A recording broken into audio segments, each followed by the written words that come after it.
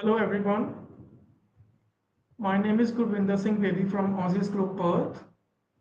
I'm a registered migration agent. Today I'm going to talk about the topic of engineering occupation and its PR pathways.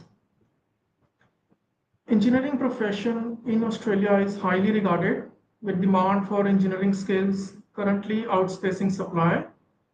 This creates excellent opportunities for qualified engineers seeking to build their careers in Australia, but it's very important to understand the specific requirements and the pathways available.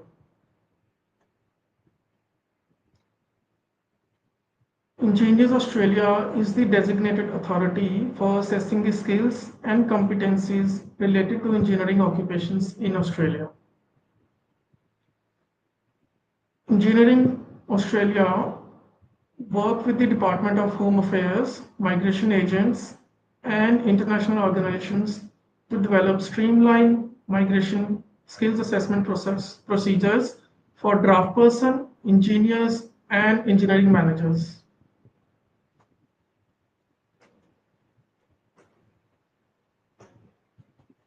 Now, what are the hot engineering occupations to receive an invitation in Western Australia? We have got engineers, civil engineer, we have got structural engineer, industrial engineer, we have got mechanical engineer, we have got civil engineer technician, civil engineering draft person, electrical engineering draft person, and so on.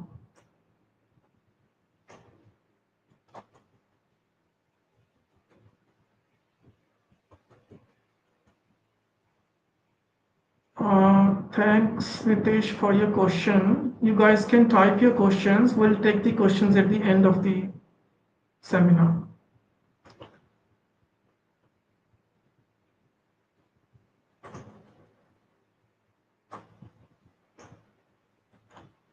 So how do the assessing body do actually assess the qualifications? Now, if someone has got a 4 years of academic qualification in an engineering at a university following their year 12 of schooling, they can apply as a professional engineer. So 4 years of academic qualification is a must. Whether you're talking about civil engineer, mechanical engineer, electrical engineer, telecommunication, or industrial engineer, if you've got a, if you've got a, if you've got a 4 years of degree, you can actually apply as a professional engineer.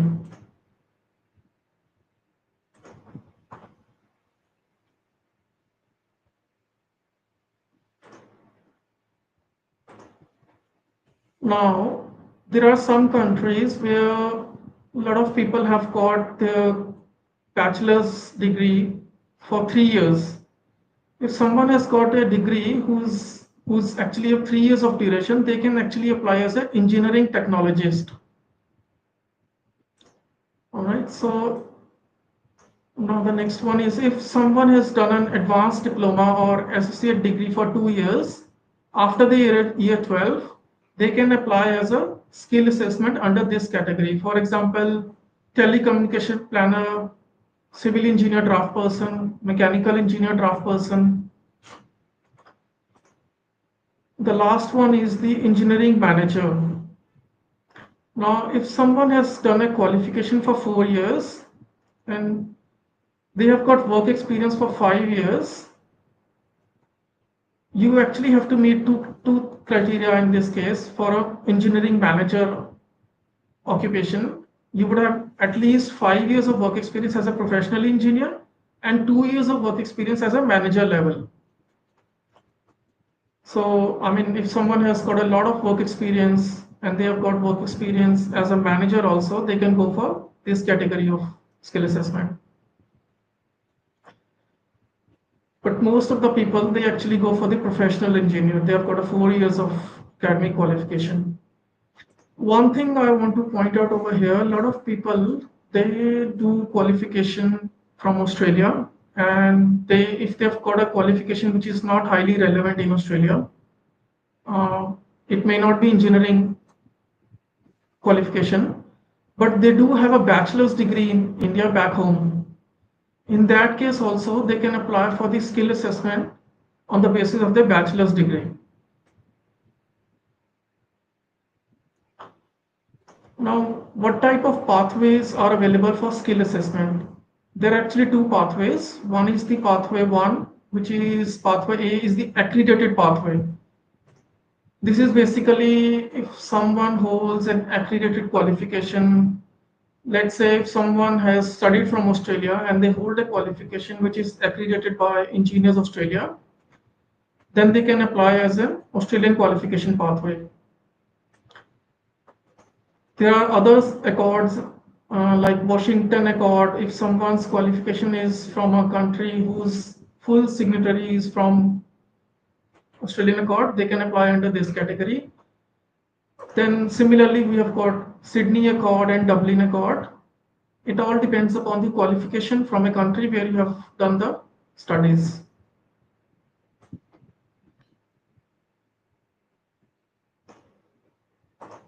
Now, what about if someone's qualification is not from an accredited country, like it comes under pathway B, it's called the CDR pathway. CDR is basically competency demonstration report.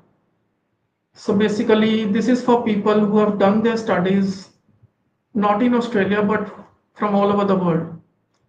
So first thing they have to do is they have to check under which accord their qualification lies, whether it is Washington Accord, Sydney Accord, Dublin.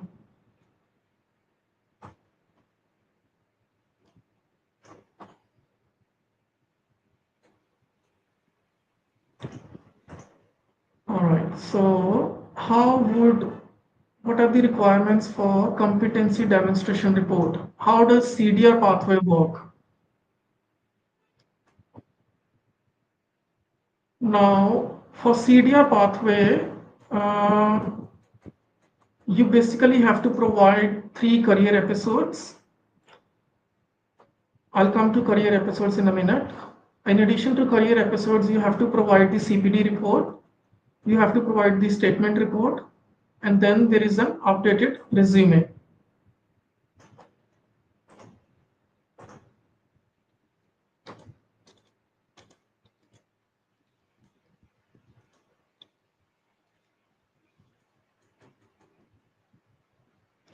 Now, what is CPD? CPD is basically continuing professional development. So basically, any engineering experience of more than 12 months, you need to get a letter from the employer stating your name, your position name, commencement, and the finish date of the employment.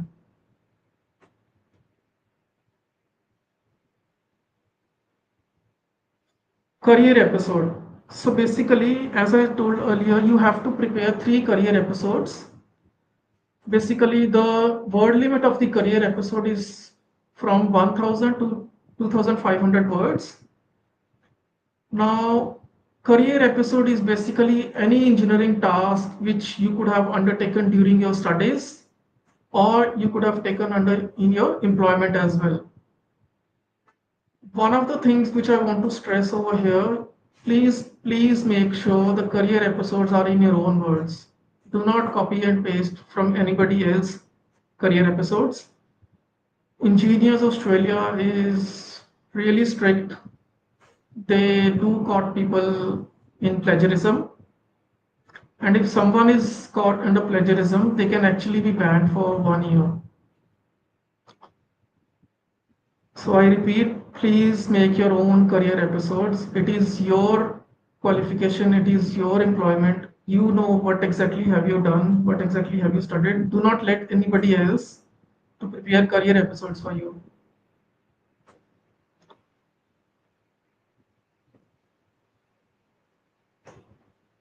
Now, career episode must clearly demonstrate the type of engineering knowledge and skills in the nominated occupation. For example, if you would have solved any problem, you would have to mention like how did you solve it. You basically have to emphasize your own contribution in solving that problem.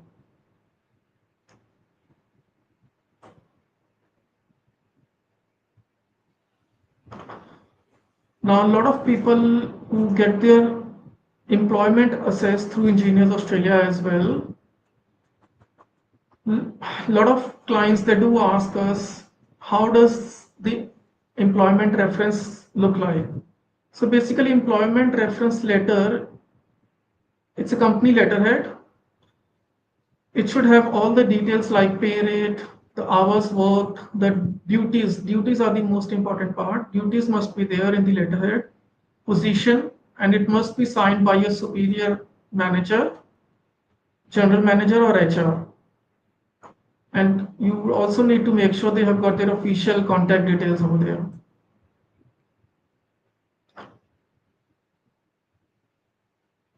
So if you got your positive skill assessment from Engineers Australia, the next step is you would have to lodge the expression of interest.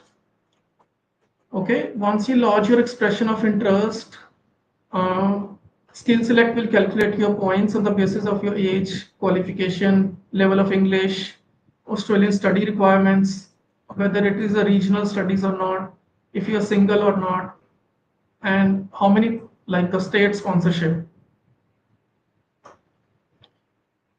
Now, if we talk about Western Australia state nomination, there are basically two streams.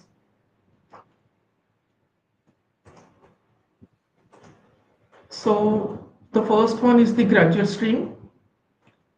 So graduate stream is basically designed for international students who have completed their studies in Western Australia.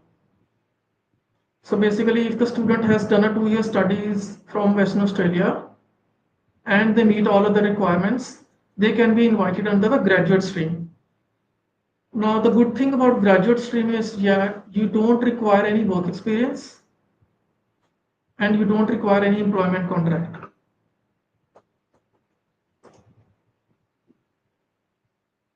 The second stream is the general stream. Now, general stream is a skilled migration pathway for a range of occupations. Uh, Basically, a lot of people who have not studied from Western Australia, they have studied from other states like Sydney, Melbourne, and once they finish their studies, they actually move to WA. Those candidates can be invited under the general stream. But yeah, in general stream, you would have to show the full employment contract with a minimum of 6 months in the nominated occupation.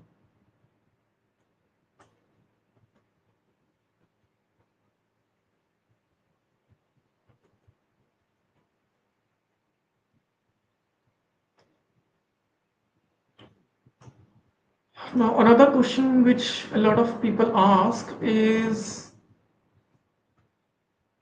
how does the Western Australia prioritize the invitation rounds? Okay, what are the parameters that Western Australia state nominated team they look at while sending you invitations? So there are a lot of things which they look at. Obviously, first one is the points. Higher your points, the better chances of getting an invitation. Then location is also one of the criteria. People who have been residing in Western Australia, they do have the priority.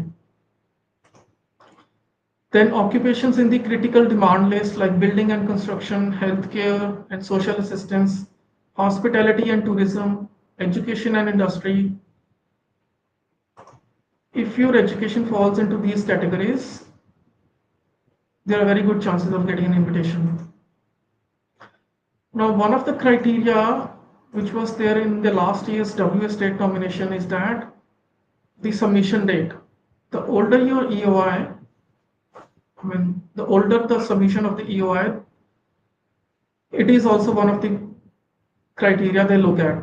There are better chances of getting an invitation if you've got an EOI older than the one who have just submitted the EOI.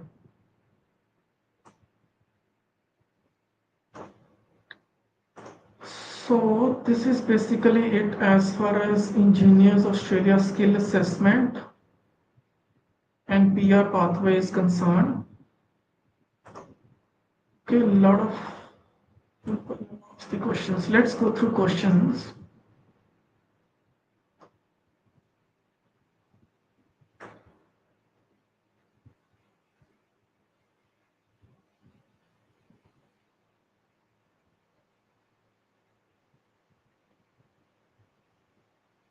Hello, sir. How are you? Just a question so that.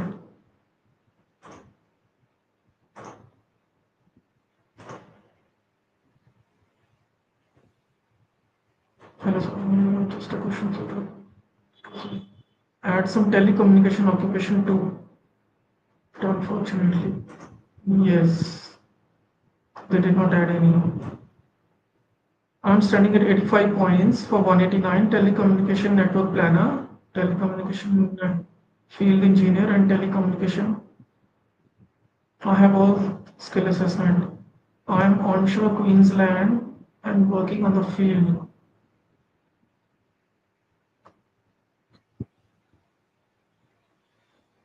So basically, Nitish is saying he has got 85 points and he has got three skills assessment. He is based in Queensland.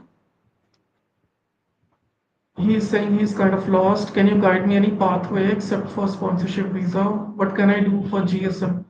So basically, Nitish, for GSM visa, I'm sorry to say, the best thing you can do is for you is to maximize your points. You will have to check whether you've got a superior English. Uh, I don't know the breakup of 85 points, but you have to check this W state criteria. Uh, but yeah, if if you have got 1 year of work experience, and you can definitely go for 482 sponsorship visa. I know you are saying you don't want to go for sponsorship visa, but department is actually prioritizing these days the employer sponsored visa. But if you're really keeping your hopes for GSM visa, points is the uh, thing. You have to maximize your points. Um, you can give NATI. Um, you can maximize your points in English level. That is the thing which you can do. Other than that, you can also put up your EOI for Western Australia as well.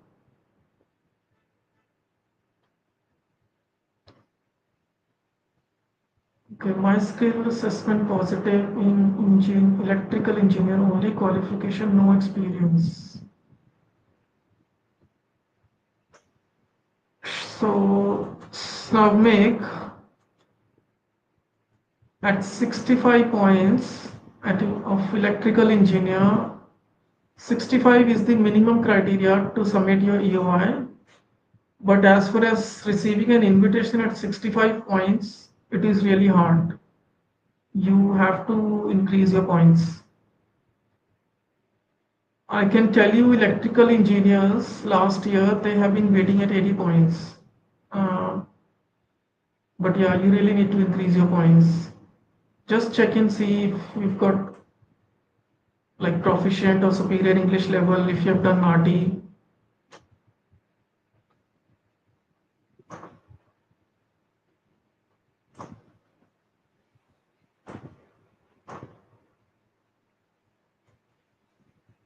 So is my occupation in WA list or any other state? Nitish,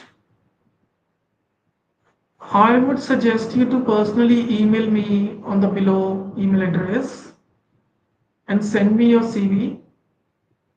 I'll look at your profile. I'll look at what occupations you have and the breakup of your points and everything. But as far as 189 round is concerned, 189 is basically skilled independent visa. Most of people they do know about 189 visa. For 189, basically none of the state is going to sponsor you. It is your points. As the name suggests, it's the skilled independent. So it's all about your points. And this visa, just because it's a direct PR, you actually require very high points to get an invitation for 189. I'll also tell you the difference between, even though it is not part of like Engineers Australia skill assessment, but I'll still want to touch base on subclass 190 and 491 for Western Australia. So basically 190 is the state nominated visa. Uh, if you get invited from Western Australia for 190 visa, the state is going to contribute for 5 points. Okay. But Once you receive 190 visa, that is a PR actually. It is definitely as good as 189 visa. Okay, the only thing is you just have to sign an obligation with the state that you will continue to live in that particular state for at least 2 years after receiving a 190 visa. And for 491 visa, it is the skilled work regional provisional visa. This is not a PR visa. Basically, it is a temporary visa which will lead to PR in future. So basically, they will give you 491 visa for 5 years. Out of those 5 years, you have to live in the regional area for at least 3 years. Once you meet this criteria and all other visa conditions of 491, you will be eligible to apply for 191 visa. So 191 is actually a PR. A lot of, and one more thing, state will give you 15 points for 491 visa. A lot of people, they don't have enough points for 190 and they receive invitation for 491. You should consider it is actually going to lead you PR in future. It's just a matter of 3 years.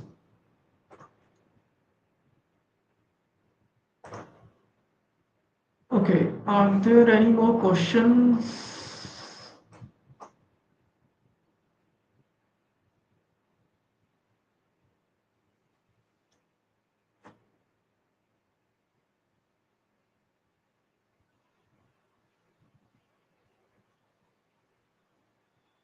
All right, if there are no more questions, we can probably wrap it up.